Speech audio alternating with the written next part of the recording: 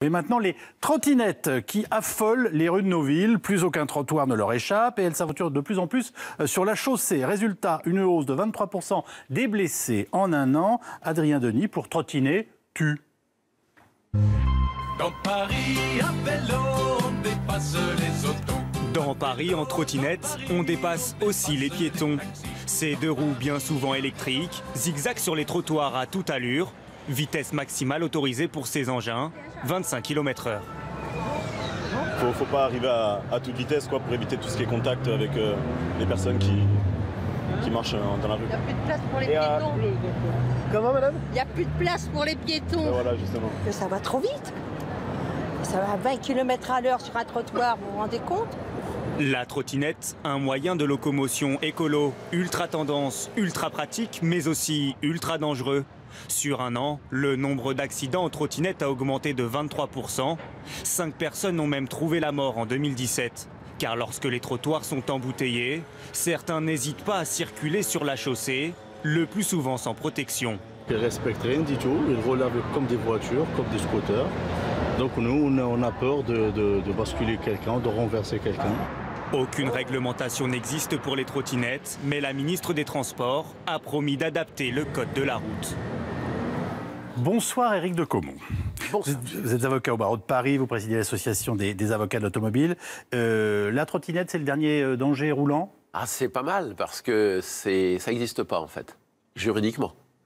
Et pourtant, c'est devenu tellement tendance qu'on en arrive à avoir des systèmes de location organisés maintenant dans certaines grandes villes. Sûr. Et pourtant, il y a une économie de la trottinette aujourd'hui dans les rues de Paris, par exemple. Exactement. Eh ben, il y a une économie d'un fantôme qui n'existe pas juridiquement. Qu'est-ce que vous voulez nous dire? Elles n'ont pas de statut encore, c'est ça? Elles n'ont pas de statut, elles n'ont pas de définition légale, elles n'ont pas de voie privilégiée ou autorisée, puisque normalement, c'est interdit sur les trottoirs, c'est interdit sur la route, sur les rues.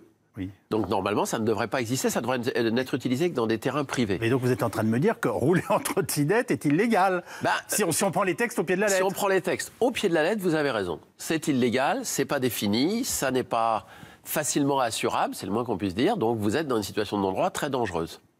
En pratique, oui. Ce qui se passe, c'est qu'elles sont tolérées sur les trottoirs, je dis bien les trottinettes avec moteur électrique, pas moteur thermique bien sûr, pas un moteur explosion. Bon, mais ça existe aussi. Mais elles vont très vite, moi j'en croise tous les jours dans Paris, je suis stupéfait de la vitesse à laquelle ils vont. Elles sont censées ne pas dépasser les 25 km/h. Enfin, c'est comme nos mobylettes quand on était gamin, je veux dire à mon avis. Vous nous rajeunissez pas, mais c'est effectivement c'est exactement la même chose. C'était limité à 45, là c'est limité à 25, on en voit qui roulent à 40, ça se trafique très facilement, effectivement. Donc, c'est censé être toléré sur les trottoirs si vous ne dépassez pas la vitesse d'un piéton en marche rapide, 6 km/h. C'est censé être toléré sur les pistes cyclables, et c'est à mon avis, tant pis si je ne fais pas plaisir aux cyclistes, l'endroit où elles sont, je dirais, le moins perturbantes pour les autres usagers, et jusqu'à 25 km/h. Par contre, sur la route, dans la rue, c'est pas autorisé.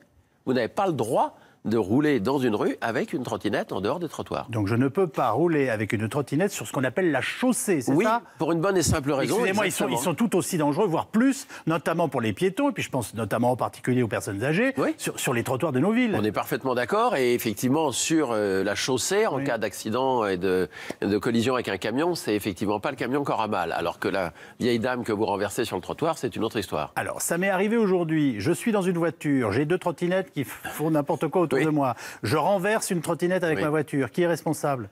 Si la trottinette a eu un comportement perturbateur, peut-être que c'est elle qui va être considérée comme responsable de l'accrochage ou de l'accident.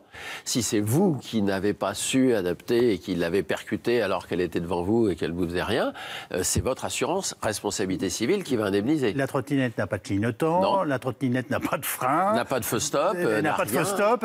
Voilà, je ne sais jamais ce qu'elle va faire. Et c'est pour ça qu'elle est interdite sur la chaussée. Parce qu'elle ne peut pas avoir la définition d'un véhicule homologable avec les obligations en la matière, et donc elle ne peut pas être homologuée, elle ne peut pas être sur la chaussée. Au témoin doute, ils se prennent des prunes? J'ai pas le sentiment qu'ils en prennent beaucoup. En tout cas, pas dans les grandes villes. Et personnellement, jusqu'à présent, personne ne s'est plaint d'avoir pris une prune en trottinette et m'a appelé. Alors, j'ai vu poindre quelque chose qui m'a fait sourire aujourd'hui, c'est qu'il commence à y avoir une guéguerre entre les vélos et les trottinettes. Oui. Bon, ça m'étonne qu'à moitié. Ne serait-ce que parce que les trottinettes marchent sur les plates-bandes de pistes cyclables des vélos. Effectivement. Donc, heureusement, on va sortir un peu de cette situation de non-droit parce qu'il y a des projets qui sont en cours, notamment une norme européenne, une réglementation française, qui tendrait à supprimer l'autorisation des trottoirs et à renvoyer vers la chaussée, mais avec une notion de définition, d'homologation, qui sera indispensable, parce que pour l'instant, les assureurs, et c'est ça le plus important, ne couvrent pas. C'est-à-dire que si vous allez sur la chaussée avec un véhicule qui n'est pas homologué, la Fédération des assurances dit pas de couverture, le véhicule n'est pas conforme au code de la route, vous n'êtes pas assuré. Donc, quoi qu'il arrive, une trottinette qui est renversée sur la chaussée, elle est en faute au regard des assurances, elle n'est pas couverte. Mais la trottinette ne sera peut-être pas couverte, mais si vous percutez l'utilisateur d'une trottinette sur la chaussée, votre assurance l'indemnisera, c'est la responsabilité civile. Par contre, une trottinette sur une chaussée qui renverse une personne sur un passage piéton, la personne qui conduit la trottinette n'est pas assurée et devra payer toute sa vie après que le fonds de garantie automobile ait rempli son office et soit retourné contre lui avec une majoration de 10%. Ils seront heureux de l'apprendre ce soir. Oui, quand on roule à 25 à l'heure sur la chaussée, est-ce qu'il faudrait porter un casque ?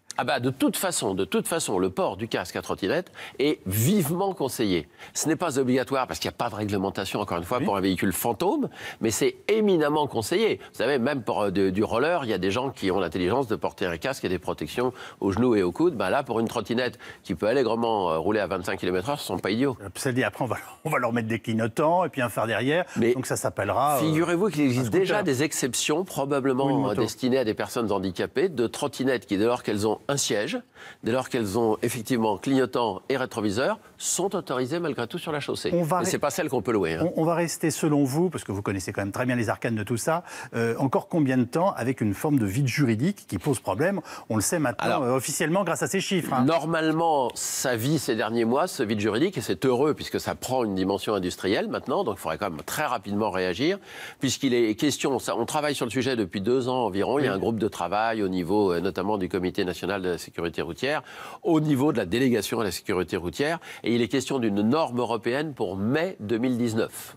Donc on n'est plus très loin, mais c'est heureux. Voiture, scooter, moto, vélo, trottinette, skate avec des petits moteurs, il y a la fameuse roue. Oui, parce que voit absolument partout. Moi, j'ai déjà failli me faire renverser au moins 2 fois. Vous avez raison, ce n'est pas la trottinette, c'est avec 2 roues, c'est relativement stable, c'est pour des personnes âgées, des personnes qui, comme vous et moi, avons quand même déjà une certaine bouteille, mais pour les jeunes... Restez aimable, enfin, oui.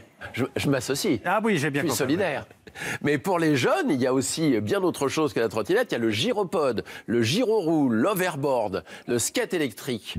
C'est carrément retour vers le futur. Donc, c'est la nouvelle mobilité.